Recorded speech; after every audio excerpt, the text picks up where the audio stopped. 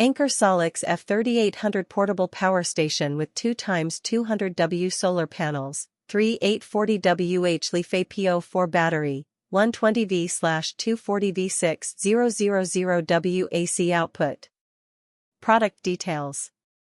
Enlarged capacity from 3.84 kWh. Anker SOLIX F3800 has 3.84 kWh to power your family's needs for one day.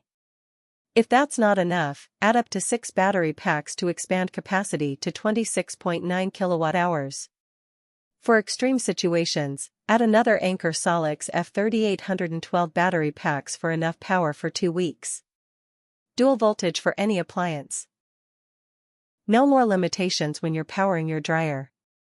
The 120V/240V and 6000W AC output runs everything in your home. If you need more power, add another Anker SOLIX F3800 for 12000W max AC output. Directly power EVs and RVs. You don't need complicated grounding accessories to recharge your vehicles.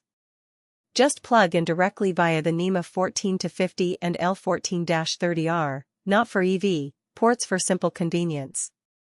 3-mode angle adjustments. Adjust your solar panel to the right angle for maximum sunlight exposure.